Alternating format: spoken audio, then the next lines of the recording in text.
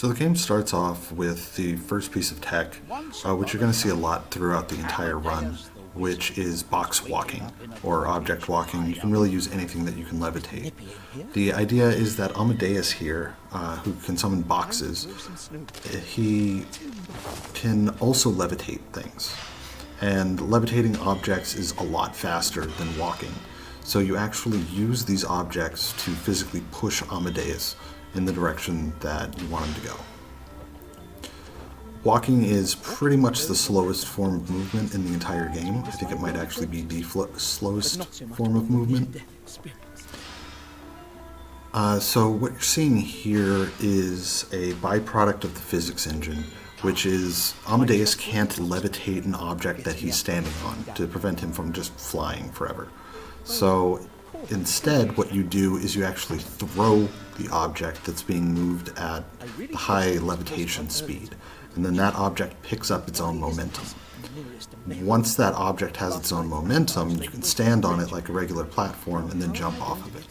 This box jumping is used throughout the entire game. Once you master this particular skill, you can skip something like 90% of the puzzles in the entire game. What's this? A letter for me? So Amadeus finds that he has a letter in the mailbox waiting for him, telling him about a prince. Obviously, we're skipping the cutscenes here. And then we're moving on to our second hero, Pontius the Knight. Originally, I didn't want to run any percent very much, and in large part it was because of this level. I didn't think that there was a whole lot of tech that you could do, so I didn't find it very interesting to try and speedrun this level. But as I learned more and more about the game and other members of the community figured stuff out, it turns out there's quite a bit of stuff we can do. For example, jumping is faster here. Now this jump you normally can't make. What I do is bind jump to the mouse wheel. And for whatever reason, when you do that just for the mouse wheel, there's a small window where you can press the space bar to jump, and then you'll do 2 jumps. And that little bit of extra height allows you to grab that ledge back there. And we use that in several different places in the game, and I'll point out when those happen. This teaches you about Pontius being able to use his shield to reflect beams of light. You can also reflect projectiles, which you're going to see a little bit here, but all of these things are supposed to be leading into how you beat the boss of the level. Of course, trying to do those tricks is slow, so instead, well, you'll see.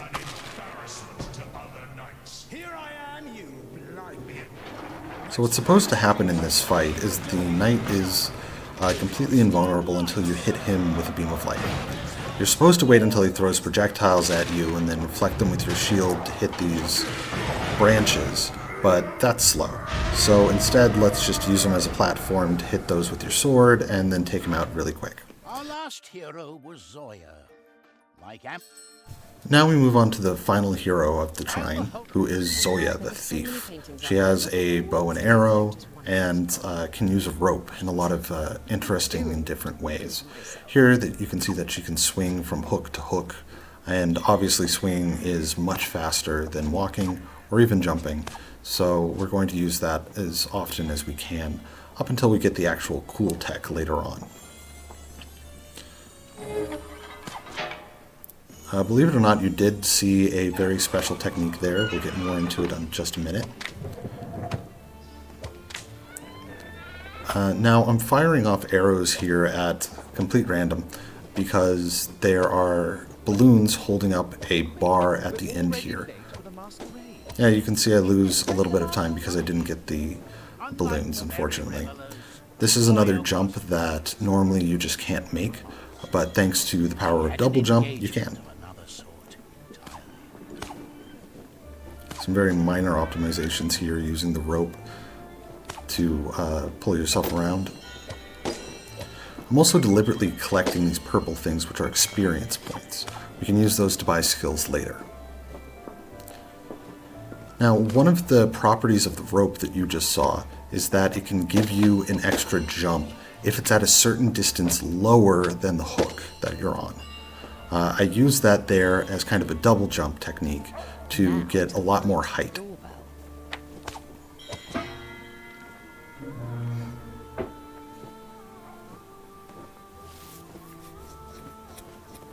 A pleasure. In exchange for the stolen painting, Zoya received a purse full of gold. That was to manipulate RNG. It wasn't because I screwed up. All wrong. Unexpected. And here we're going to be using the same trick to get up and not have to do an entire loop around that room in order to solve the puzzle. And then we do a quick little swing there to gain a little bit more momentum. And that's the end of the level. Zoya gets her own letter talking about the prince, and we move on. Now that we've completed the tutorials, we're going to be able to use all three characters at the same time. That's the main gimmick with Trine, that you can switch between these three characters at will. But first, there's one more quick piece of tech to show off. This is called hyper-levitation. When you bounce off of something springy like that mushroom, if you levitate it at just the right time when you're going back up, for whatever reason, the speed of your levitation becomes the same as however fast you can move the mouse cursor, which is extremely fast. What do you think about this quest? What's so urgent about getting this boy back to the Throwing an object and walking across it combines the two speeds. Or he could run into trouble out I just skipped like 4 different puzzles there in a couple of seconds. Box jump is very powerful in this game. wizard hunting season for them?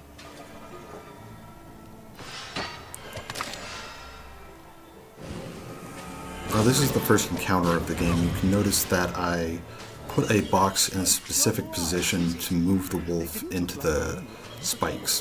That arrow there was to cut a rope that's holding up a gate that's supposed to be there.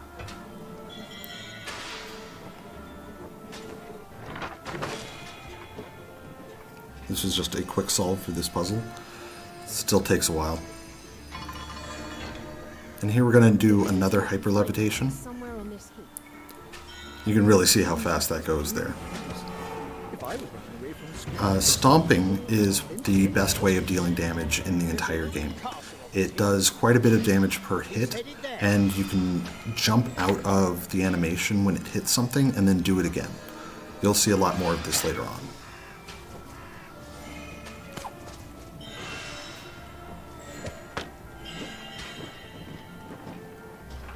This villainy must be stopped.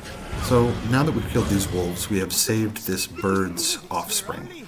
So she's happy and going to help us out and take us across this mountaintop. Any chance you'd fly us all the way? No? I'm putting the box there to stop that gear in a specific way so that I can use the box to push myself a little bit faster.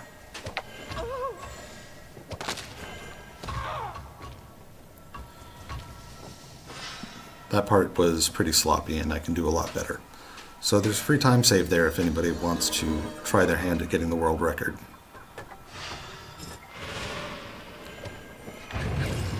Now this is a new enemy, the fawn, which throws an orb that Amadeus can levitate, and it explodes a little bit like a bomb, which you can use to damage enemies and deal quite a bit of damage. We'll see more of that in the next level.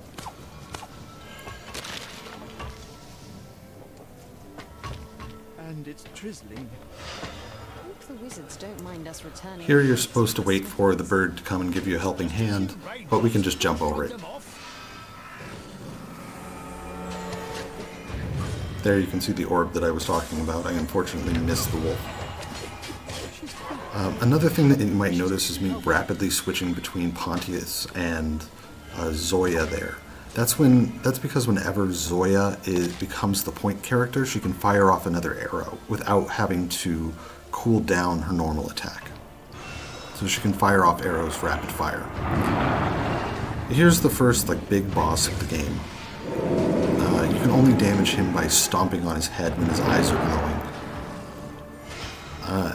and I use the box jump to get up to his head a little bit faster than normal. All the while trying to dodge all of these projectiles that are up and keep away from the enemies that are on screen.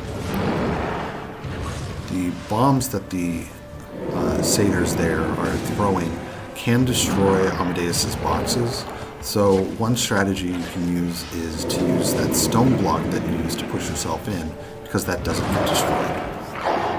At the beginning of certain levels, if you get the timing just right, then you can hyper-levitate one of these boxes that Amadeus summons without having to use any mushrooms. For whatever reason, Thorny Hedge Maze is one of those, and it just didn't work this time, unfortunately. It saves quite a few seconds. There I was trying to do a quick solve of that puzzle by switching to Zoya, who can depress switches with her arrows. Missed that as well. Switching back and forth to kill the spider, and then moving it into the spikes. Now we have gained the elemental arrows for Zoya.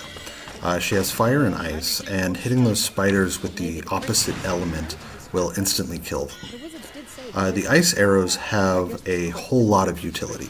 The fire arrows do not. The ice arrows let you freeze enemies, and then any further hits do massive damage to them. And you can also freeze objects in place. Unfortunately, the fire arrows just deal a little bit of extra damage to stuff, and they're not particularly useful, but they are necessary to solve certain puzzles.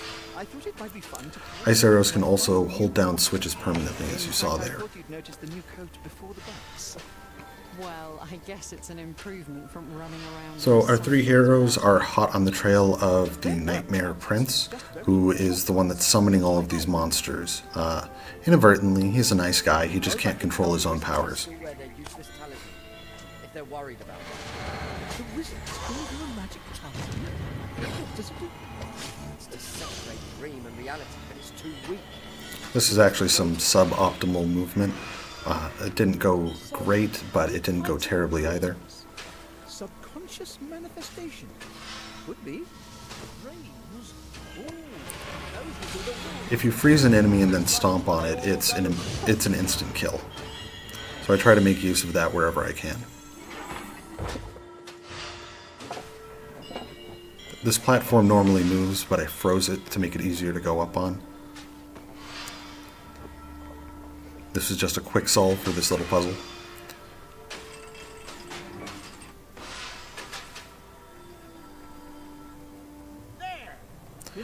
So, listen, programming is hard, and sometimes you just kind of forget things, like having a wall to that arena.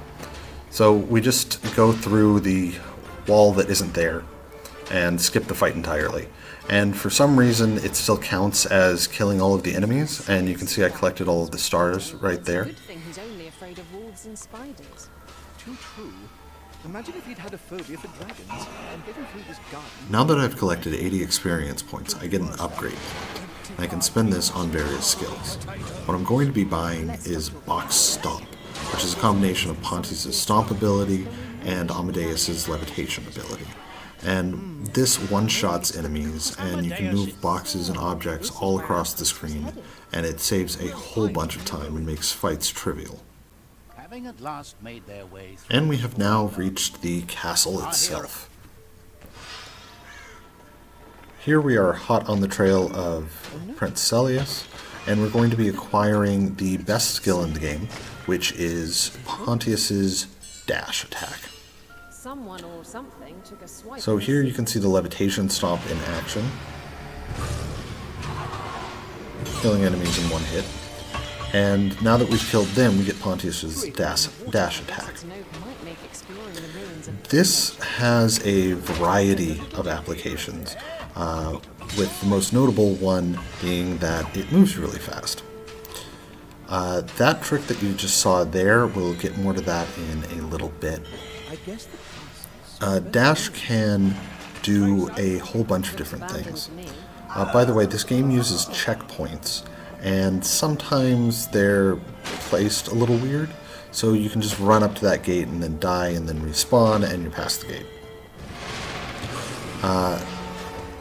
one of the dash attack's properties is that if you hit an object with it, and then that object hits an enemy, it'll instantly kill them.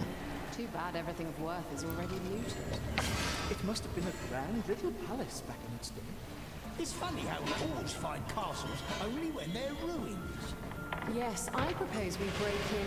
I mean, this fully furnished castle. You can see exactly how much where I'm using the box stomp. It's a really useful skill. So that is Object Charge, and it is the best movement tech in the game, kind of. We'll get there. So in this level and the next level, there are certain doors that don't work very well. And if you hang on to the side of an object like a box, then your hitbox kind of goes away. That's another death to manipulate RNG, I swear. So you can use this to push yourself through certain gates. And again, this only happens in this level and the next one. It doesn't work on any other doors in the entire game.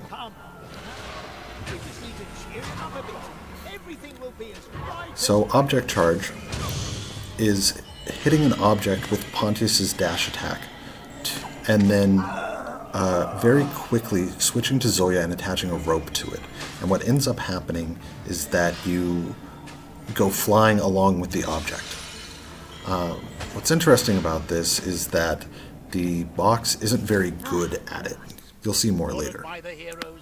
So now the prince has destroyed his magical necklace that was holding his powers in check. And as soon as he does that, we get transported to a dream version of the castle that we were just in. Here you can see me using Object Charge to move quickly. Once he destroyed it, he could enter this dreamland. And then some fun movement using dash. Like I said, the Object Charge is probably the fastest method of movement in the entire game. And by probably, I mean is. So we're using that everywhere we can.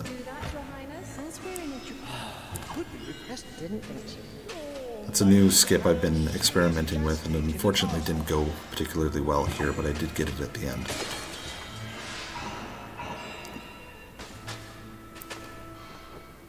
It is possible to do that in one motion, but hey, speedrunning's hard.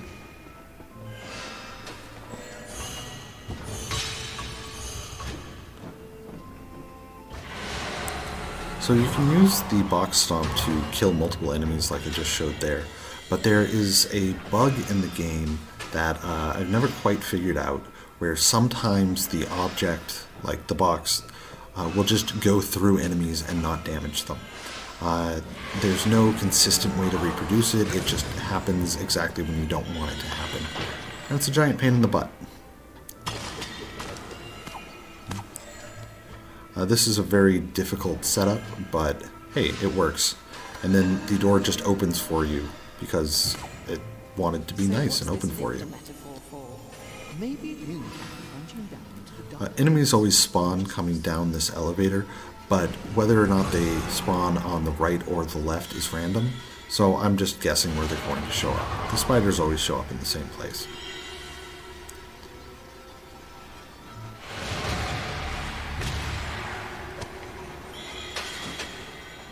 I'm glad it's the prince's night you have to contend with. That fog is a dream fog, and if you jump into it, then you will get teleported back to the start of the room and lose a whole bunch of time.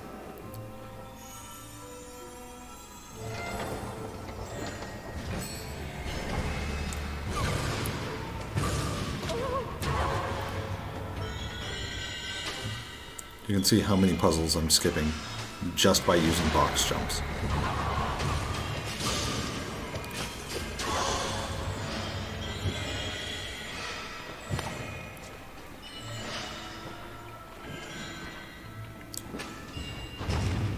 These magic portals let anything go through them, including light, and the boss that's coming up is going to be based around that entirely. The idea of this boss fight is that you need to get two different sources of light to either side of that box with gems in it, and then it produces a super powered beam of light that will heat up the cauldron we'll move on to the next the next set of puzzles in order to heat up the cauldron. Something else goes off. My toes. This up with a fireball. But I prefer to see you bumble about cluelessly. Get to work. Of course, Auntie. Of course. Just please don't. This is most definitely not the intended strategy on how to solve it, but hey, it works. And then just 2 box charges, and that's the end of the level. Did I just face my fears and complete potions and come through it all stronger? Oh, very well done. So if you haven't noticed by now, every single level in the game has its own gimmick. And in this level, we're introduced to glyphs. That when you put something over them, like a box or a stone or something, they activate some kind of special effect, usually opening doors. So that's going to be coming up in a second. Right now there's just a quick fight. Again, box charging is the fastest way to move around in the game. Must be some kind of ancient magic. Yet another death to manipulate RNG. This magic can do. And this could actually be done faster if I did some box charges. I don't know why I didn't do those there.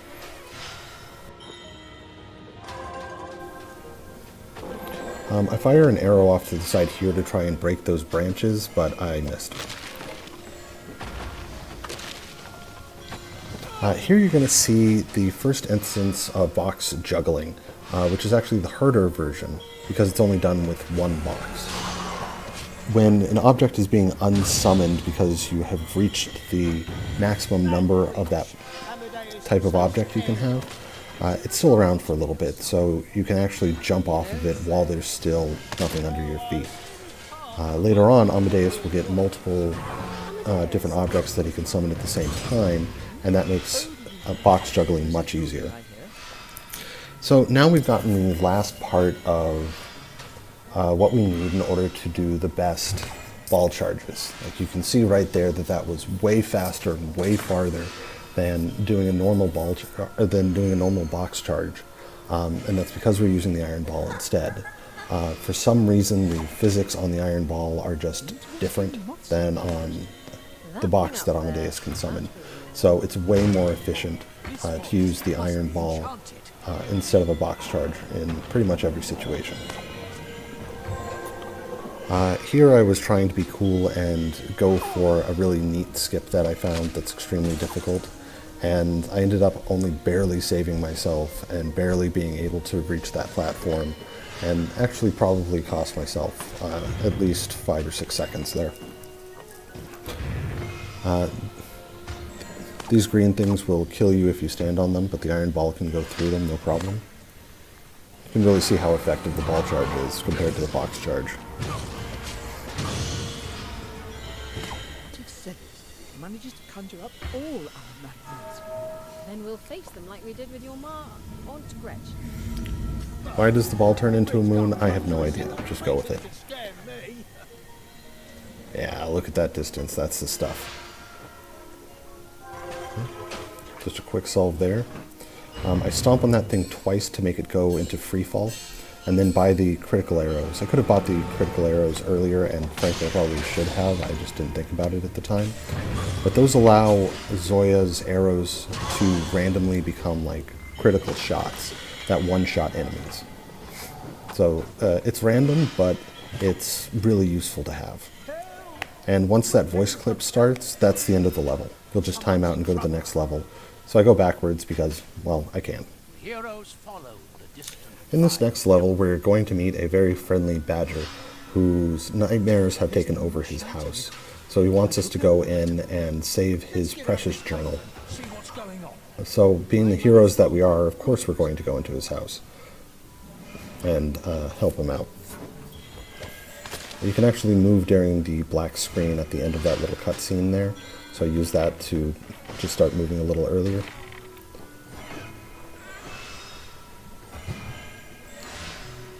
Looks like the nightmares decided to move some furniture around. By putting this box behind me, that saves needing to actually drag the box from all the way from where Amadeus is over to that enemy so that I can kill it with a box stomp. was only appreciating Mr. Badger's good taste in pies. Yet another death to reset RNG. I'm lying about that being an intentional death, if that hasn't been clear so far. None of those were planned. None of the deaths in this game are planned except for the one that gets you through that one gate. Except that one. That one was totally planned. Okay, short double jump here just to reach up to that ledge. And you can see how just I'm using box charges and ball charges literally everywhere it makes sense to do them, because they are just so much faster than any other type of move that's available. Every nightmare of every single creature in its forests. These hedgehog enemies are exceptionally annoying. They can destroy just about anything, including the iron ball, which is normally indestructible. And they're completely invulnerable when they're rolling. So if you don't hit them early enough, you have to wait for their entire animation to end. Or you have to hit them with an ice arrow, which will freeze them and make them become vulnerable. The ball charge worked so well there that I accidentally went into the hidden area when I wanted to go up above.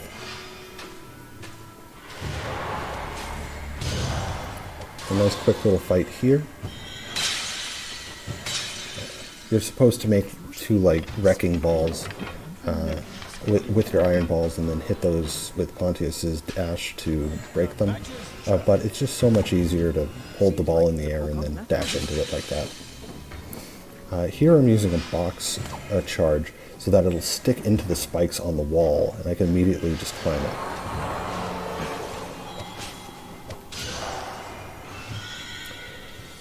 These projectiles are different from the other ones that have been in the game so far, and they do a whole ton of damage and they destroy boxes, so I had to use the iron ball to block them.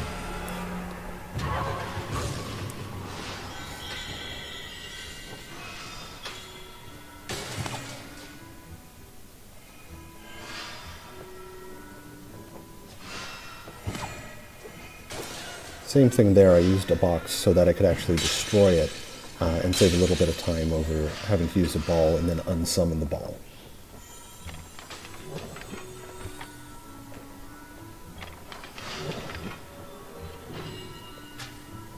And now we've gotten the journal and the badger meets us. And he gives us the next clue of where to move on to. So the badger tells us to go and investigate his neighbor, who happens to be a hedgehog, by the way. So we are going to the gorgeous level Goldleaf Gardens.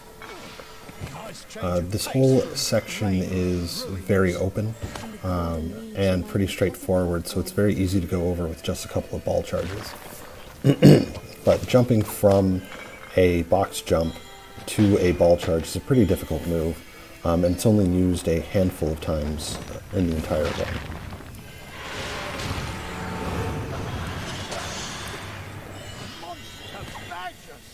And here's the hedgehog, and she asks us to collect all of the seeds all around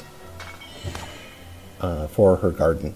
So again, we're good heroes, so this is what we're going to be doing. Very quick fight there. With the right movement, you can actually kill both of the enemies on the bottom row with that one charge. I just happened to not get lucky and I missed it there. So Pontius has now acquired the first Dream Shield, which is a little thing he can place down that acts exactly like his normal shield, except it'll just be hanging out there until we dismiss it. This is a fight skip. By putting the very tip of that wooden barrier on a very specific spot on the iron ball, you can just go right over it. Well, that red poppy was easy to find. Just 2 more flowers to Here we're redirecting the water to feed the plant, just like in another level that's coming up in a minute.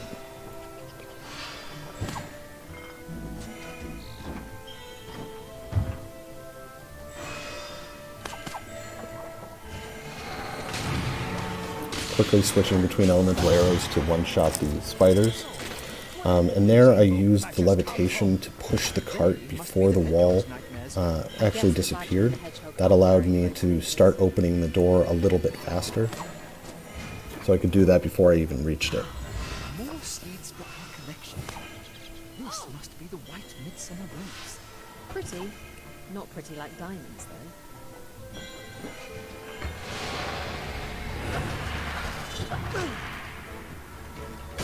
That was unfortunate. I should have been using an iron ball because they can't get destroyed by the arrows, but summoning boxes is just so ingrained into me as a Trine player.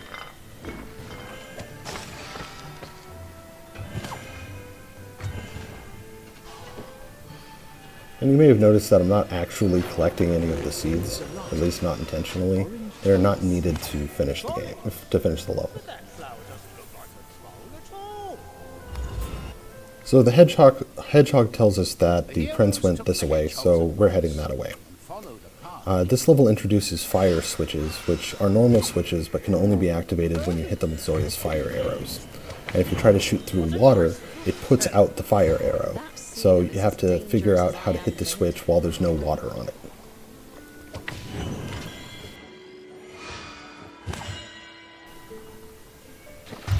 And this upcoming trick is called flying balls, and I think it's very straightforward and simple and doesn't need any explanation at all. Okay, so maybe I lied.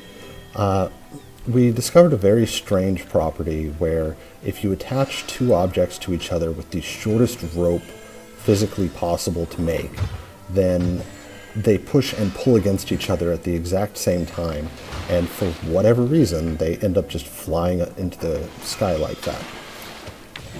If you try to do it with a box, with two boxes, it's just very chaotic movement. They go around completely randomly, and it's uncontrollable.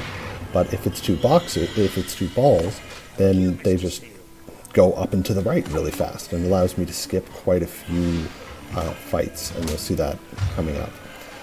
You'd think that trick would be like exceptionally useful in a game that's largely about going up and to the right. However, unfortunately, it's really only used a couple of times in the run.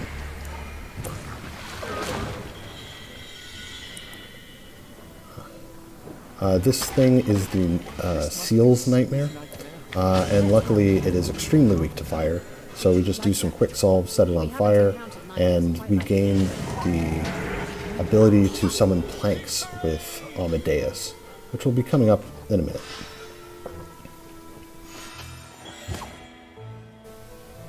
Okay, so here you're going to see the second instance of the flying balls trick. And this is a full fight skip.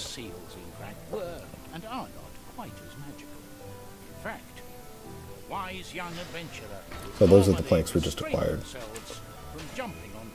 I'm firing this arrow off because there's that giant pine cone there that gets in the way when trying to do the flying balls here.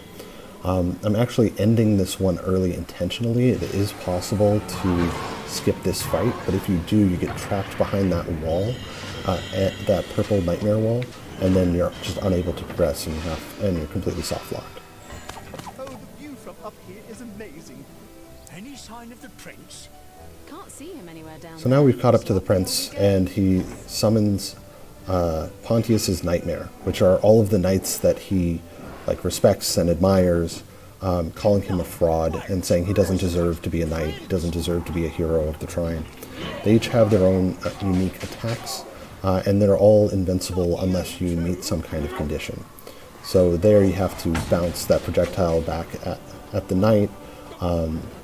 Sort of Florian is not invincible, you just have to reach him. And obviously Sir Cronus, you have to charge into his ball and chain and smack him in the face with it.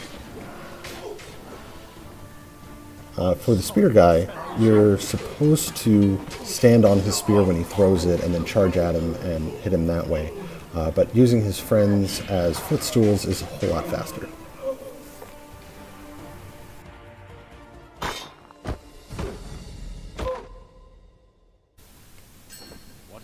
As a simple quest to Up next we have the Crackling Mire. The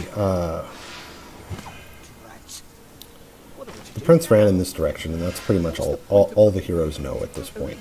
And luckily, while they're just randomly wandering through this marsh, they hear a voice telling them that they can help them, that this voice will be able to help them out. They just need to reach the end of the level. So, since we have no better ideas, that's exactly what we're going to do. There's a bug where if you hit an object with a dash at the same time that you grab onto it, the object will go flying while you're still holding onto it. So I make use of that with that plank to go across that section very quickly. I think that's the only time that that's used anywhere in the run. Well, intentionally anyway. Explains all the pipes around the bog. I'm jumping there because to rotate an object you have to use the mouse wheel, which I also have bound to jump in order to be able to use the double jumps. So here we are doing another fight skip, and we're also getting to the top of this very tall tree, and then just skipping two very large sections quite rapidly. This section is a complete pain in the butt. I'm not very happy with that solution there. I don't think it's particularly fast, but it's definitely the safest.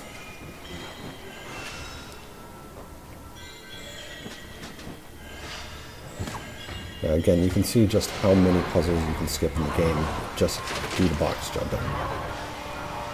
Here are those stupid hedgehogs. I hate them so. You can see there I tried to kill it, and just as I tried killing it, it turned into a ball and destroyed, and I lost a bunch of time there. We were lucky back then that all the necromancy was limited. That was some unfortunate momentum. Usually that section goes a lot faster. So now I'm trying to get the electricity from the thing on the left to the generator on the right. And hey, who knew metal conducts electricity? And using a dash here to knock down the door faster because it falls really very slow. And at the end we meet a lovely mermaid who helps us out. The mermaid tells us to go to the blueberry forest where her brother lives, and her brother will help us with this potion that we're trying to make. Again, some quick movement there. Stupid hedgehogs again. The camera is controlled by triggers, so when you reach a certain place, the camera goes, okay, now I'm supposed to go to this other place and show this other thing. When you're using the flying balls there, it never actually hits that point, so it just tries to follow you and then shows the underside of the ground. Zoya has now gotten a new ability called the fairy rope, which allows her to lift things up with her rope. The development name for this was the helium rope.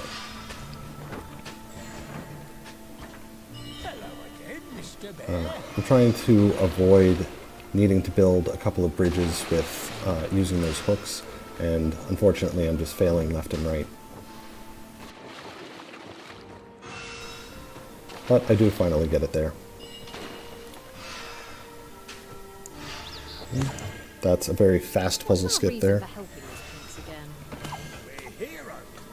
And we're going to be using the flying balls one more time here to get over another fight section just to the right of here. There are so few people in the kingdom who can even attempt to save Celius.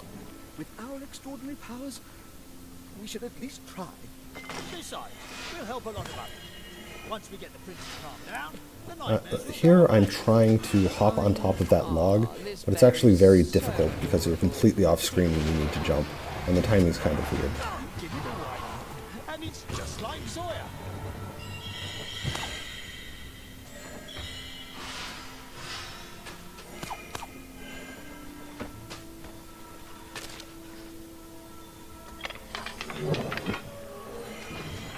I've actually come up with a new, much faster method of getting across this section.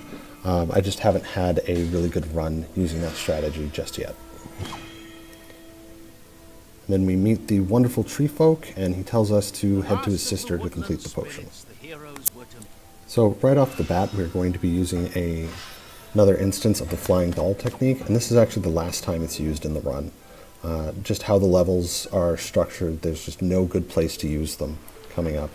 And I actually have to end the flying balls early here, because if you keep going, it considers you out of bounds and then respawns you at the beginning of the level. So you only get about 5 seconds of flight off of it. There's about 3 puzzles that are extremely similar to this one, where there's some falling water and you need to get it onto a dead plant. And I have no idea how you're supposed to solve any of them properly. Even when the first time that I played these levels, I used that strategy to get past them.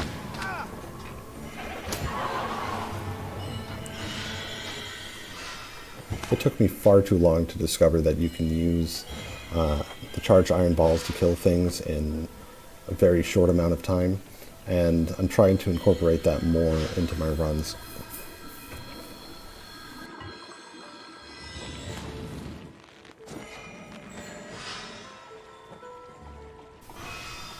There's a little alcove in the top left here that I used to try and skip this section. It would normally be very easy to skip that, but the camera is in like the worst possible position. So you have to get creative with how you get up there.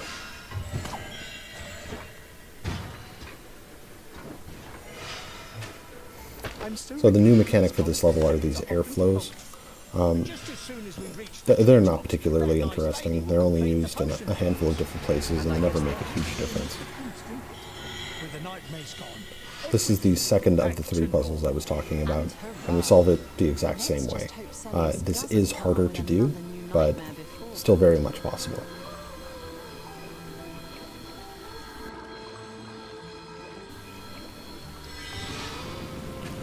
Moving the ball like that before you charge into it actually gives you more speed, and it goes further. One of the things I like about the ball charge there is that it kills one of the enemies that spawns before they actually finish fully showing up. So here, Amadeus has acquired his 3rd summon, so we can now have 3 of any object out on the screen at any time. That makes absolutely no difference to the run. This fight sucks. It just does. If anybody has any better ideas on how to make it faster, please let me know. And this is the 3rd and last puzzle that I was talking about, and it is very easy to skip with just box juggling. There was a foreboding sense of uneasiness in the air. The further up the Something. specialist Is it all the pollen from the flowers? No, it's like this for And now we've reached the top of the trees, and what do we find? Princess Zoya, which is Zoya's nightmare. These 3 objects of her each have a different ability. The hat that I just took, crown I guess, generates a shield around her that you need to defeat with specific elemental arrows. The staff fires out a couple of projectiles that do quite a bit of damage if they hit. And then I don't actually know what that 3rd thing is, the ball thing, heals Princess Zoya, which you think would be the first one you'd want to get rid of, but it only activates very rarely, and she's never around long enough for it to actually activate, because we kill her so quickly with the critical arrows.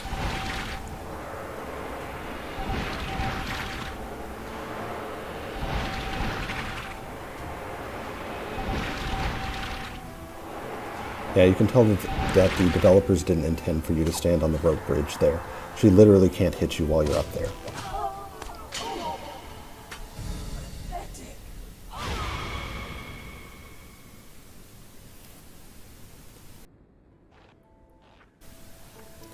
Now we're heading to the snow-topped heights. We have the magic potion, we have a plan, we just need to get to the prince and make him drink the potion, and everything will be fantastic.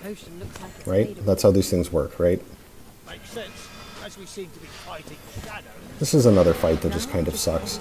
The start of it's pretty quick, but like it gets chaotic very quickly, and it just ends up taking a lot of time. I buy the Frost Stomp here not because it's like as good as the box stomp, or because it's as good as the critical arrows, but because it's occasionally useful, and you just always acquire enough experience going through the game like this that you have them to spare. So why not?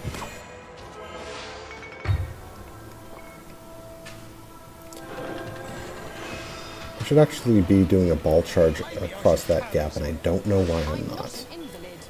So these down air drafts will physically push the characters down and greatly affects their jump, but by putting an object over your head like that, then it prevents that from happening. Barely made that ball charge. Very easily could have gone into the pit there.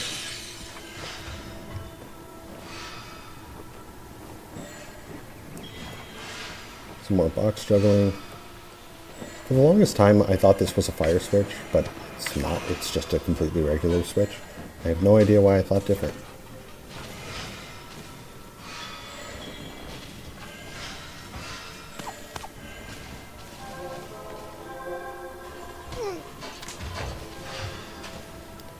You need to use the projectiles from these things. They're called wall heads, by the way. I have no idea why, in order to break that crystal wall. And now we found the prince. And to our surprise, he actually agrees to drink the potion without a fight. So that's good. That means the game's ending after this level, right? Right? Seems you don't even have to tie him up to make him drink the potion.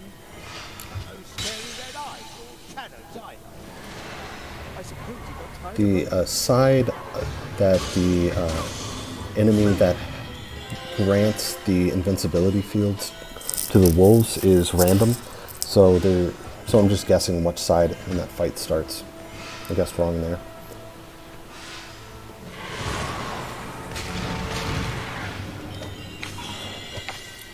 This is a very difficult jump. I like this trick. You just bounce off of the bridge as you're climbing up it. Okay, and now we've met up with the prince. And to absolutely no one's surprise, the potion doesn't actually fix the problem. It somehow makes things worse. Like, a lot worse. So the prince's abilities go out of control, and we are teleported to the nightmare version of the Astral Academy, where Prince Celius was kept essentially as a prisoner for a while because they couldn't figure out how to help him control his powers. This level introduces magnetic walls. So any of those blue walls you can put a metal object against, and it'll stick to it. And any object that you attach to one of the metal objects that's attached to the magnetic wall will also become magnetized.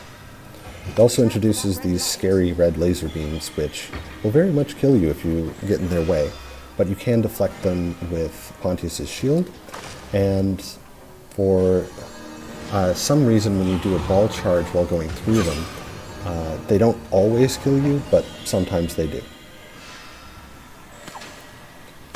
And this is just a whole bunch of spaghetti until I actually manage to do the thing I'm trying to do.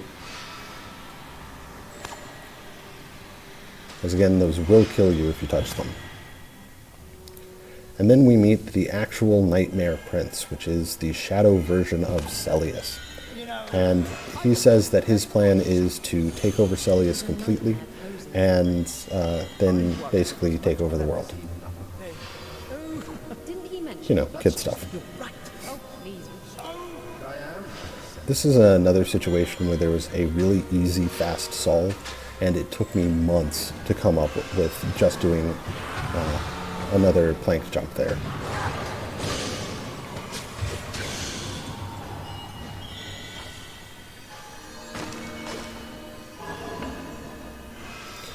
So at the end of this elevator, there's a big fight, so I'm putting the balls down just to prep for that. And I shot the branches on the right there for no particular reason. I just had the time to do it. I turned that into a plank so that I could kill both of those enemies in one stomp. And this is just even more spaghetti, me trying to solve this, and it's just not working. So eventually I have to give up and try again, and then I finally get it, but that was like, absolutely terrible. Cost me about, I don't know, 20-30 seconds there. It is possible here to fall through with Pontius and deflect all the beams and just get to the bottom in one fall, but it's pretty random, and I just didn't get lucky and didn't get it there.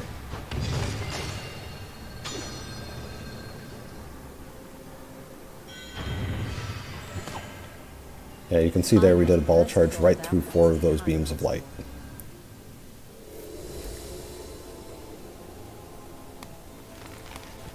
After the prince's nightmare ended, And then there's the Haunted Tome, which is the very last level in the entire game. This is also one of my favorite levels. There's just a lot of cool puzzles, there's a lot of cool movement.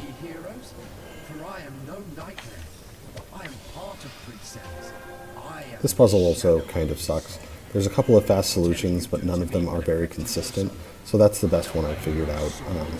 But again, if anyone has any suggestions on how to make that faster, please let me know. this sounds bad. I like this puzzle a great deal, mostly because during development there were a couple of specific builds where if you unfroze it and let it crush you against the wall, it just spit you up all the way through the platform on top. It was a lot of fun to go through, but unfortunately they fixed that and you can't do it anymore. So here's another example of abusing the spawn system and the checkpoint system. By putting the iron ball there, you block the place where you're supposed to be spawning from, so it tries to move you to the right a little bit, which ends up putting you right through the wall. And this is a box walk into a box jump into a ball charge. Trust me, that is not easy. I just make it look easy because I'm amazing.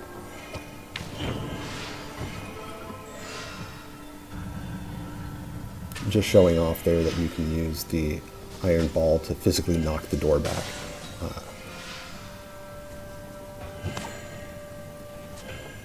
And then this is the very last puzzle of the game. You're not supposed to be able to do that, by the way. Just a moment.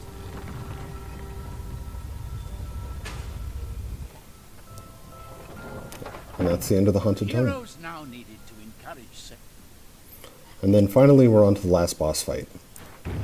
The incarnation of the Nightmare Prince himself. He actually is there, his hitbox is actually there before he appears himself, so I abused that to deal some damage early on. The Nightmare Prince has some very basic attack patterns, and he always becomes vulnerable at the same points.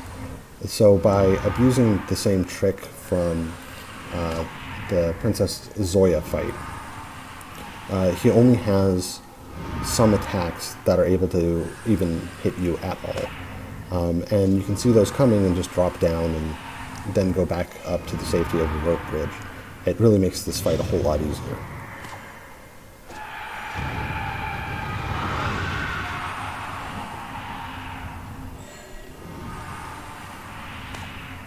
This is the Nightmare Prince's final phase. He's much faster, he has a couple of different patterns. Still all very easy to dodge.